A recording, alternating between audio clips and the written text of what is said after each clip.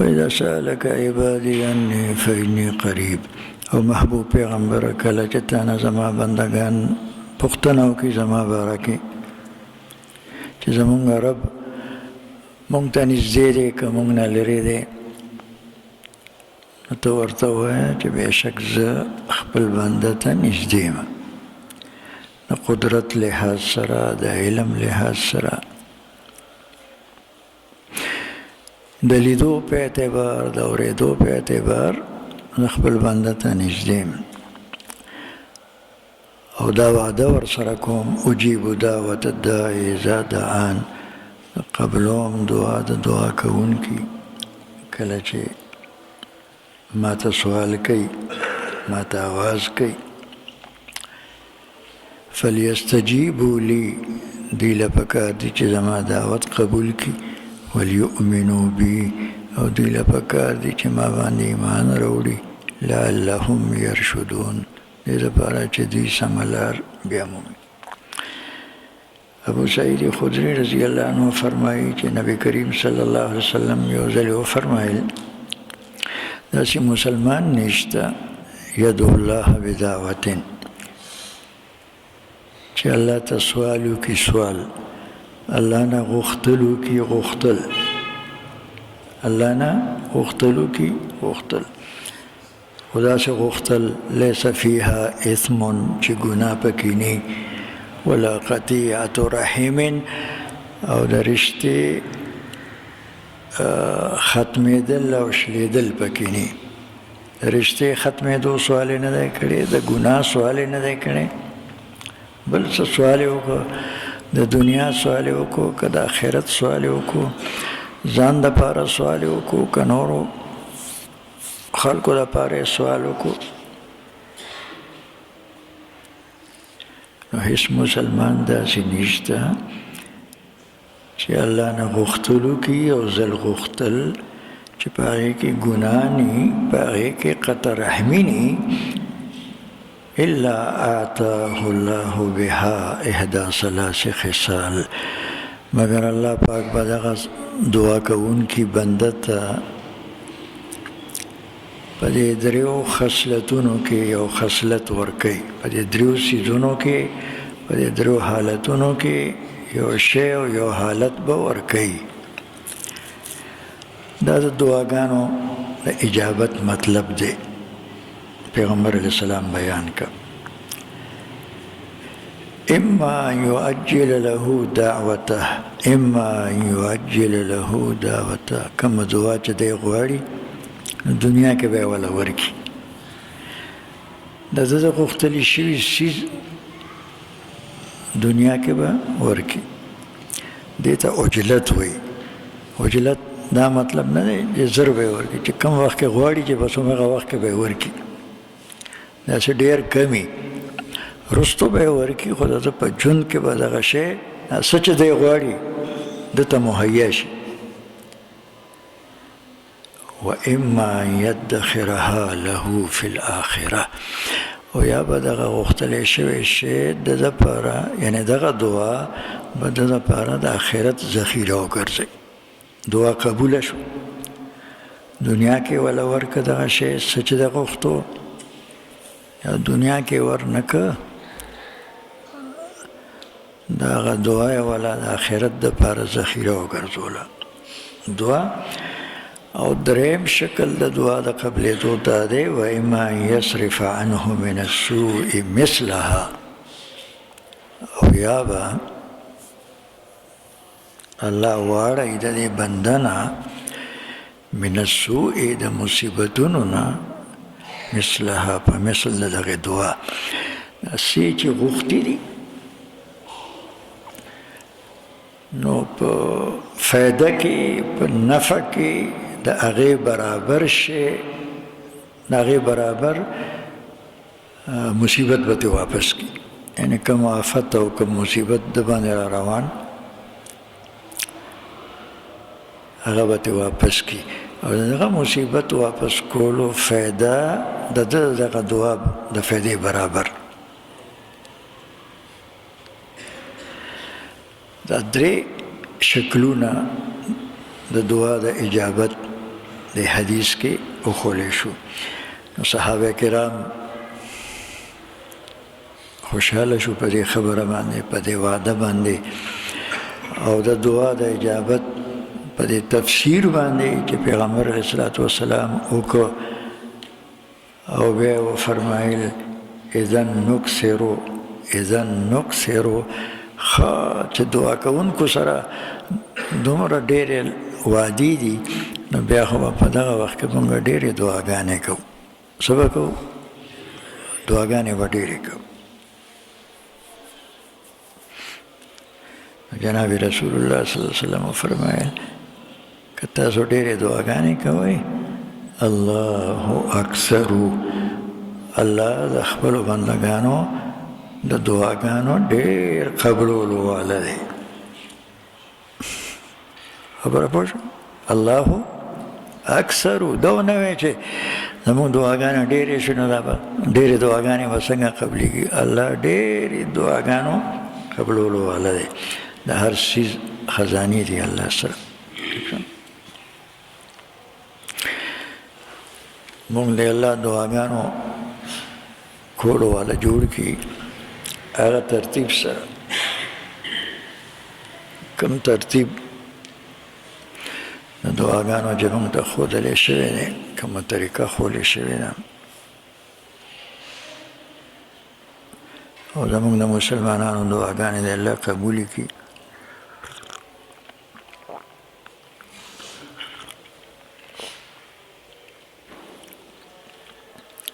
بنده ته د غوښتو دپاره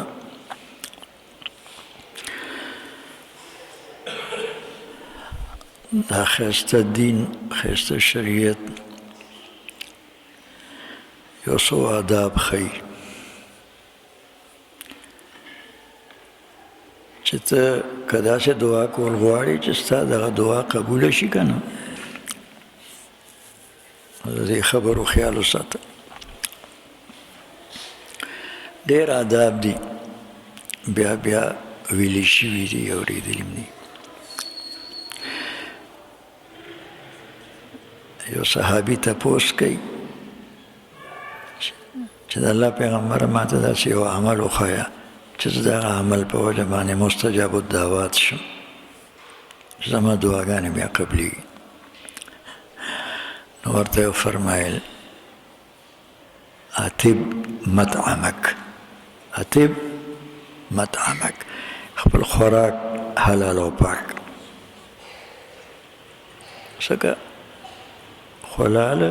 خوراک حلال پاک. زموږ د ټولو مسلمانانو، د امیانو، د مولیانو، د مالدارانو، د غریبانانو خوراکونه د الله پاک.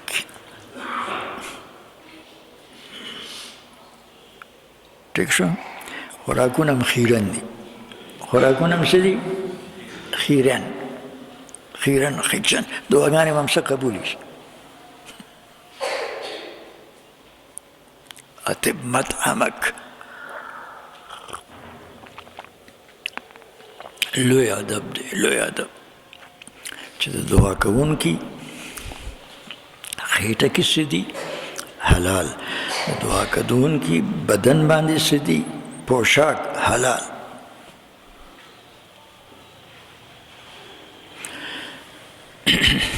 یو حدیث کې راځي پیغمبر علیه السلام د یو مسافر قصه کوي. مسافر سفر کې روان دی، د مسافر سره هم وعده ده د دعاګانو د قبلېدو. ټیک شو؟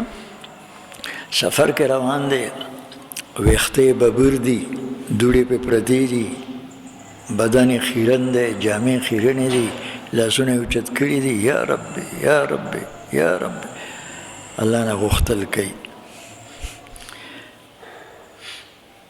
پیغمبر علیه الصلاة والسلام فرمایي دغه کس په داسې حالت کې غوښتل کوي چې د غوښتو د ادب خیال یې نه دی ساتلی. د غوښتو د ادب خیال یې نه دی ساتلی، بې ادبه دی. او هغه بې ادبي دا ده: مطعمه حرام وملبسه حرام ومشربه حرام وغذي بالحرام، او کما قال، خوراک حرام، اسکاک حرام، لباس پوشاک حرام، تربیت په حرامو شوی. فأنا یستجاب لذلک، فأنا یستجاب لذلک. دا دعا به څنګه قبول شي؟ دا خو د دعا د ادب خیال ونه ساتلو، هغې نه غافل دی. خبره وشوه. پوره لویه دوکه کې پراته یو چې کله د حلال او حرامو مسله وورو، بس د چا خواړو ځان ته فکر نی، بل ته فکر لاړ شي. چېرته لاړ شي؟ بل ته فکر لاړ. دا څه ده که داسې نه؟ اوهو فلانی څوک او ډنګري څوک او فلانی څه کوي او ډنګري څه کوي، اړو ځان ته فکر نی. او که د چا ځان ته فکر شي که نه، الله دې د دې دوکو نه بچ کړي. موږ ټول مسلمانان چې کله ځان ته فکر شي نو بیا وایي، بیا ځان ته خبره ګرانه کړي، مړه څوک به دې وخت کې د حرامو نه بچ شي او څنګه به بچ شي، څوک به بچ شي او څنګه به بچ شي. ورځه پې پوه شو. کله خو به دې قبوله شي دعا کنه. بیا دا خبرې کوي حلال او حرامو مسله چې وورو، خپل ځان ته به متوجه کېږو، خپل ژوند ته به ګورو. ټیک شوه؟ بل ته به نه ګورو. او چې کله بیا خپل ژوند ته وګورم نو بیا به دې دوکې نه ځان بچ کوم. چې کله دا مسله خپل ځان ته مخامخ کړم، بیا په دې باندې ځان له زړه ښه کړم، مړه څوک دې وخت کې د حرامو نه بچ کېدی شي؟ څوک بچ دي؟ نه کوم مولا چې د حرام او حلالو مسله کې دغه مولا بچ دی، څوک بچ دی؟ دا لویه شیطاني دوکه ده. پوه شو که نه؟ د کار یې وویستو، د کار یې وویستو. داسې مه وایه، داسې ووایه چې د حرامو نه د بچ کېدو آسان ترتیب ما ته شریعت خولی، اسانه لارې راته خولی ده، او دا وعده را سره شوې ده، دا وعده را سره شوې ده چې ته د حرامو نه د ځان بچ کولو دپاره اراده وکړه، کوشش وکړه، نیت وکړه، قدم واخله،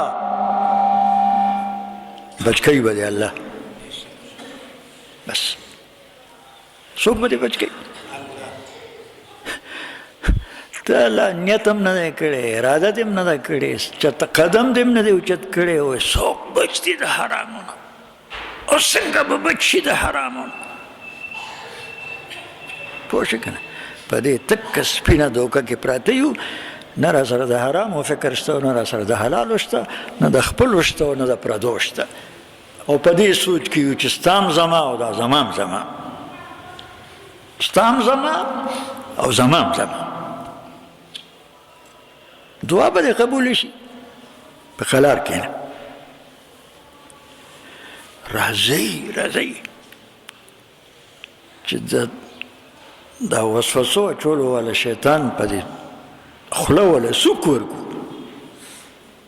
چې بې غیرته مخکې خو دې اړو ما به چې دا مسلې واورېدې نو ځان ته به مې پام نه و. کله یو ته ګوره کله بل ته ګوره، کله د یو مال ته ګوره، ګټې ته ګوره، آمدن ته ګوره، او کله د بل ته ګوره. داسې ده. خو بیا مې چې ځان ته پاس شو، پام شو، نو اوس مې په دې دوکه کې چې حرامو نه څوک بچ دي. دا کوم مولا چې دا مسله کوي دا هم نه دی بچ. ته به څنګه بچ شي؟ ته د کومې مولا راغلی او بزرګ راغلی، خراس کا او چې څنګه پیسې پیدا کولی شي پیدا کوه. په دې خوله یې ووه، په خوله چې دا ته څه کې؟ ما ته دا وسوسه چې ما سره د روزي رسان الله وعده شوې ده چې کمزوري بنده، ستا کمزوري ما ته معلومه ده چې ته کمزور یې، ستا بې علمي او ناپوهي ما ته معلومه ده چې ته بې علمه او ناپوه یې. ته اراده وکړه، ته نیت وکړه، په خبره پوه قدم واخله د حلالو دپاره، او د حرامو نه په دې خپل زړه کې نفرت وکړه، زه به د حرامو نه بچ کم حلال به درکم. او دا معامله خو الله مونږ سره لا هغه وخت کې کړې ده چې نه نیت کولی شو، نه اراده کولی شو، نه قدم اخیستی شو. کله یې را سره کړې ده؟ نه مې نیت و، نه مې اراده وه، او نه مې د حلالو دپاره قدم اخیستی و. هغه وخت کې را سره دا معامله کړې ده. تاسو ته پته شته د ماشوم چې پیدا شي د ده خوراک شي شوده. د چا شوده؟ د مور شوده. د مور دا شوده کوم ځای کې پیدا کېږي؟ څوک یې پیدا کوي او په کومه لار باندې راځي او څنګه یې دی بچي ته ورکوي؟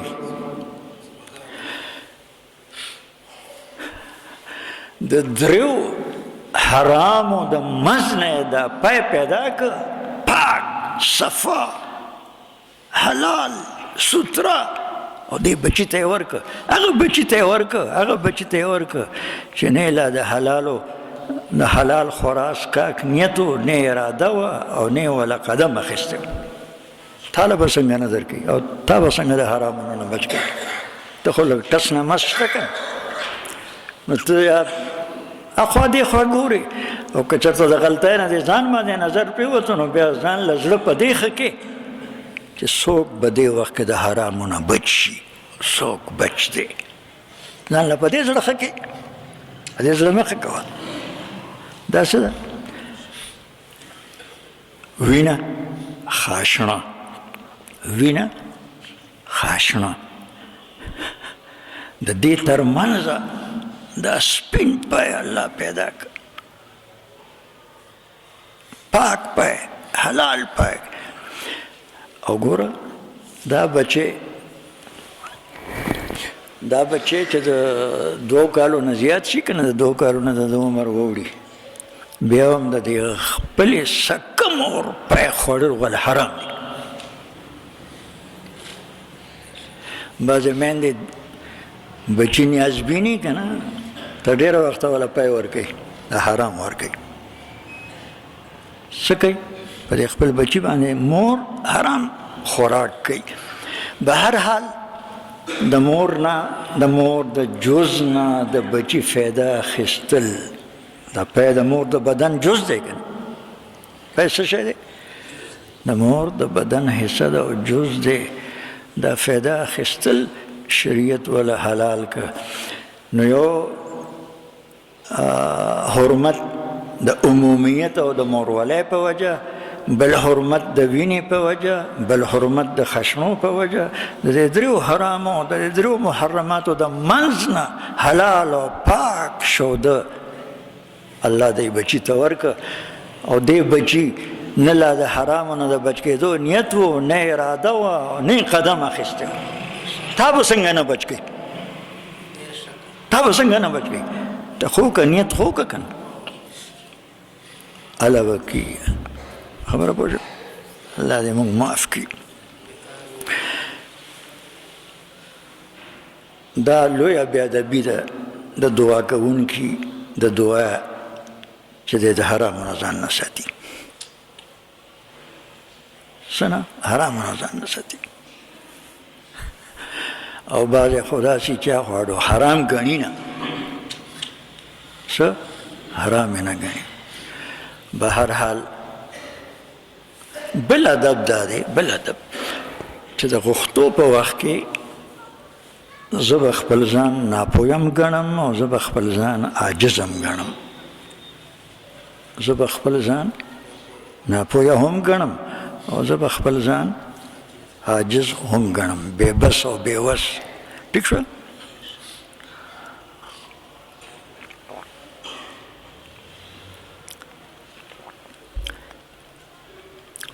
ناپویه ځکه یم چې زما بېشماره ضرورتونه دي، یو نه دی. ناپویه ځکه یم او هغه ضرورتونه څه ماته معلومه دي او څه نه دي معلومه. او ناپویه ځکه یم چې زما بېشماره مسلې دي، یو نه ده، څه راته معلومه دي، هغې سره مخامخ یم، او څه راته معلومه هم نه دي، راباندې را روانې دي، خو پته راته نشته. دا څه ده که داسې نه ده؟ قسم دی بشمار مسائل سره مخم څه معلومه او څه نامعلومه ناپوهه شوم بشمار ضرورتونه او حاجتونه لرم سر معلومه او څه نامعلومه ناپوهه شوم ٹھیک شو الله زه ناپوه یم خپل ضرورتونه م راته نه دي معلومه خپل مسایل م راته نه دي معلومه د لوی علم والا تی چې زما ټول ضرورتونه ستا په علم کې دي او زما ټول مسایل ستا په علم کې دي پوه شو او زه نه پوهېږم خو دې وخت کې دا ضرورت غواړم دا ضرورت او حاجت مې پوره کړه دې وخت کې دې مسلې سره مخامخ یم دا مسله مې حل کړه او الله زه عاجز او بېوسه یم خپل یو ضرورت هم نشم پوره کولی خپل یو مسله هم نشم حل کولی زما د هر ضرورت پوره کولو والا قدرت تا سره دی او زما د هرې مسلې د حل قدرت تا سره دی دا دوه ادبه هم دعا کوونکي له پکار دي چې خیال یې وساتي پوه شوې چې زه نه پوهېږم الله زما د ضرورتونو زما د حاجتونو زما د مسایلو علم تا سره دی او الله زه د خپل ورکوټي نه ورکوټي ضرورت د پوره کولو نه عاجز یم که نه نه یم عاجز د خپلو مسایلو د وړې مسلې د حل نه زه عاجز یم ځکه تا ته زاري کوم او زما د هرې مسلې حل ستا په قبضه قدرت کې دی او زما هر حاجت او ضرورت پوره کول ستا په قبضه قدرت کې دی زما بل در نشته زما بل در نشته زما ضرورت پوره کړه زما بل در نشته زما دا مسله حل کړه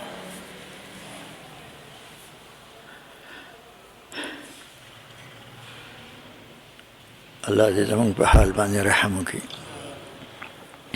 او څلورم ادب ده چې داسې حالت کې به سوال کوم چې زما دا یقین دی یقین چې زما د دې سوال قبلولو والا د الله ذات دی زما دا سوال الله قبلی زما دا سوال الله مسترد کوي نه زما دا دعا قبلی مسترد کوي نه د یقین سره به سوال کوم پیغمبر علیه الصلاة والسلام فرمایي چې الله سبحانه وتعالی فرمایي انا عند ظن عبدي بي انا عند ظن عبدي بي نو بیا زما د دې بنده هر څومره که ګناهګار دی هر څومره که د ګناهونو په وجه ما نه لرې شوی دی خو ما باندې چې څنګه ګمان دی که نه زه به همغسې معامله د سره کوم د څلورم ادب دی د دعا چې موږ په دې خپلو دعاګانو لږ سوچ وکړو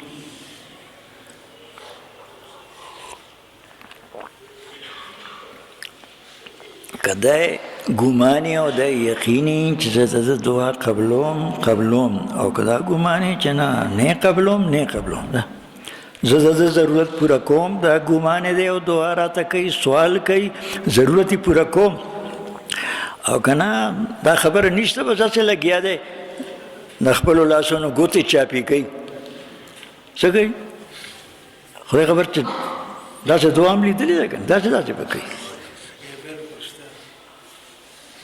ته څه کوې د داسې کس زړه کوم طرف ته متوجه دی او څه وایي څه غواړي هېڅ پته نه لګي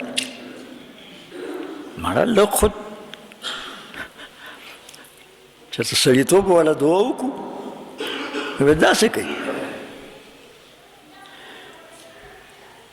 حرامونه به ځان ساتو ټیک شوه ځان به بچ کوو د حرامونو د بچ کېدو کلک نیت او کلکه اراده به کوو او بیا د بچ کېدو په لار باندې به ګامزن کېږو قدم به اخلو څه به کېږو ګامزن کېږو هغه لار دا ده چې زه دومره ډېره خواري کوم او دروغ جوړوم بس دا دروغ به نه ویم زه دومره لویه خواري کوم او د ملاوټ دپاره لارې زده کوم او د ملاوټ دپاره څیزونه پیدا کوم دا ملاوټ به نه کوم ملاوټ کول اسان دي که پرېښول دروغ ویل آسان دي که نه ویل دروغ چې ویم نو څومره سوچونه به کوم چې اوس دې سړي ته به په دې وخت کې څه خبره کوم په څه به دې ټرکوم، په څه به دې رستو کوم، څه بهانه به ورته کوم، دا سوچونه به کې. بس نه ویم دروغ، نه ویم، هېڅ سوچ مه کوه، دروغ مه وایه. اسانه ده که ګرانه؟ ملاوټ دپاره چایو کې ملاوټ، وړو کې ملاوټ، پوه شو که نه، په اوړو کې ملاوټ، په مسالو کې ملاوټ. دې دپاره دا سوچونه کې او دا څیزونه پیدا کې ملاوټ والا او دا ارزان او دا ګران او پوه شوې، مه کوه ملاوټ. ملاوټ پرېښول او ملاوټ نه کول اسان او ملاوټ کول ګران. حرامونه دا د حرامو نه د ځان ساتلو دپاره ګامزن کېدل دي، قدم اخیستل دي. پوه شوې، نو بیا ته دعا کوه، نو ګوره چې دعا دې قبلېږي که نه قبلېږي.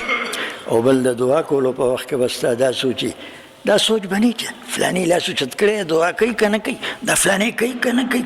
کښېنه مړه، د دعا کولو په وخت کې د خپل ځان باره کې دا سوچ وکړه چې تا ته ځان د دې دعا کولو په وخت کې لوی مولا ښکاري، لوی زورور ښکاري، لوی پوهان ښکاري او که ناپوه او عاجز او کمزوری. بل ته مه ګوره، خپل ځان ته ګوره. داسې ده که داسې نه دی چې د دې خبرو خیال وساتو. ځان به درته ناپوه ښکاري د دعا په وخت کې، او ځان به راته عاجز او بېبس ښکاري. او څلورم ادب، ډېر اداب دي خو دا غټ غټ دې وخت کې زما ذهن ته راغه، ذهن کې وساتئ. او څلورم ادب ده چې هر څومره که ګناهګار یم، هر څومره که د ګناهونو په وجه د خپل مالک نه لرې شوی یم، زه به داسې یقین سره دعا کوم چې زما دا دعا الله قبلوي. د شیطان دعا قبوله کړې ده او زما دعا به نه قبلوي، نه ده قبوله کړې. او شیطان څه دپاره غوښتل، څه یې غوښتل، څه دپاره یې غوښتل، پوه شو که نه؟ د شیطان دعا دې دپاره وه غوښتي دا و چې ما تر قیامته پورې ژوندی وساته، دویمې شپېلۍ پورې مې څه که ژوندی وساته. رب انظرني الی یوم یبعثون، داسې غټ خبیث دی. دا ورته معلومه وه چې دا خلک به یو ځلې مري، ټول به فنا کېږي او بیا به دوباره ژوندي کېږي حساب دپاره، او د حساب میدان ته به ځي. نو هغه وخت کې دا سوال کوي چالاک، رب انظرني الی یوم یبعثون، زما ربه مالا ژوند راکه، ډیل راکه، مهلت راکه هغه ورځې پورې چې دا خلک پکې دوباره ژوندي کېږي. د دې سوال په چلې پوهېږي، مرګ نه بچ کېدل غواړي خبیث، او که نه؟ د دویمې شپېلۍ نه پس خو بیا مرګ نشته. جنتیان به همیشه دپاره د جنت خوشحالو کې ژوند دي، او دوزخیان به همیشه دپاره د دوزخ عذابونو مصیبتونو کې ژوند دي. بیا مرګ شته. نو چې اولې شپېلۍ د مرګ نه بچ شو، دویمې شپېلۍ پورې ورسره واده وشوه چې ژوند به در کوم، او مرګ نه بچ شو که نه؟ واده ورسره وشوه چې دعا دې قبوله ده، ژوند به دله در کوم، خو الی یوم الوقت المعلوم، الی یوم الوقت المعلوم، اول شپېلۍ پورې. څه پورې؟ مرګ نه نشي بچ کېدی. به هر حال دعا قبوله شوه که نه؟ قبوله شوه که؟ نو الله زما د ګناهګار دعا به څنګه نه قبلي؟ زما د ګناهګار دعا به دا مې دې لپاره درته ووایي، د یقین سره به دعا کوو، حرامونه به ځان ساتو. د دعا وخت کې صرف نه چې د دعا وخت کې خو زه حرام نه کوم، ٹھیک شو؟ نورو وختونو کې چې زما اندرون پاکي، زما بیرون پاکي، زما لاس پاکي د حرامونه، زما جیب پاکي د حرامونه، سر دې خوري هېڅ ترې نه جوړېږي، هېڅ چا ته هېڅ جوړه نه کړه. پوه شو که نه؟ څه یې کې وایي دا چل دی او هغه چل دی، او دا به بچی دی او دا لوڼې دی او دا زامن دی او فلانیان دی او ډنګړیان دی، او انجام او نتیجه صفر. انجام او نتیجه صفر. او مخه بچی په مسلط کی الله یو ځکه چې پته وخی په دې سترګو مو لیدو په دې غوږونه مو واورېده دا کیسې داسې ورسره وکړو داسې ورسره وکړو داسې ورته ووایو داسې ورته ووایو دا چا او دا چا دپاره یې کړي دې دپاره دا قصې پرېږدئ چې زموږ دعاګانې الله قبوله کړي. دعاګانې به څه کوو ځان دپاره به دا دعا کوو چې الله زما ماضي ماته معاف کړه بس خبره ختموم.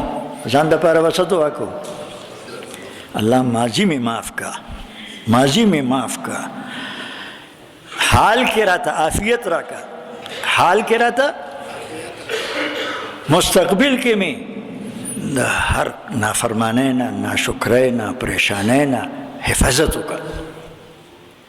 درې شوې ماضي حال مستقبل لپاره دعا غواړه او د څه دې چې راکړي دي څه زما په لاس کې دي تا راکړي دي دین دی او که دنیا د برکت پکې واچو بس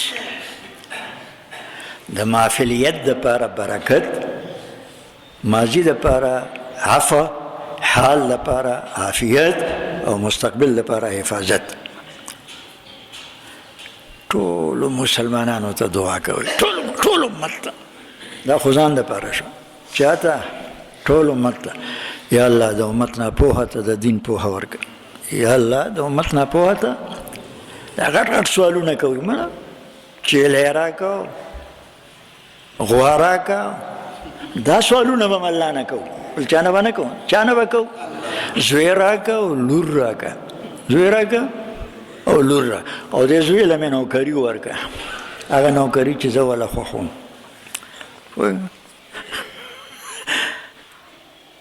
نو دا غټ غټ سوالونه الله د امت ناپوهه ته د دین پوهه ورکړه شته ناپوهه که نشته د دین پوهه ورته ورکړه په دنیا باندې ښه پوهېږي د دنیا په حالاتو کې افلاطون دی او دین دپاره صفر دی د زکات مسلې نه هم نه دی خبر زکات مسلې نه هم نه دی خبر نورې مسلې خو پرېږده د سرو زرو دپاره څه نصاب دی د سپینو زرو دپاره څه نصاب دی د روپو دپاره څه نصاب دی د ریال دپاره څه نصاب دی د درهم او ډالر دپاره څه نصاب دی خیر خیریت دی د امت ناپوهه ته الله د دین پوهه ورکړه د امت پوهانو ته پوهه باندې عمل اسان کړه د امت عمل کوونکو ته اخلاص نصیب کړه د امت اخلاص والا ټولو آفتونو نه بچ کړه ٹھیک شو د امت علماو ته هم دعا کوئ د دین در باندې حق دی د امت د علماو هم در باندې حق دی دې ته هم دعا کوئ یا الله د آسان دین آسان محنت هر شکل کې هر ځای کې هر عالم کوي حفاظت وکړه او یا الله دغه محنت کې برکت واچوه او یا الله دغه محنت د ټول امت د حفاظت او برکت ذریعہ وګرځوه. سبحانك اللهم وبحمدك نشهد ان لا اله الا انت نستغفرك ونتوب اليك. اللهم مغفرتك أوسع من ذنوبي ورحمتك أرجى عندي من عملي. اللهم مغفرتك أوسع من ذنوبي ورحمتك أرجى عندي من عملي. اللهم مغفرتك أوسع من ذنوبي ورحمتك أرجى عندي من عملي. صلى الله تعالى على خير خلقه.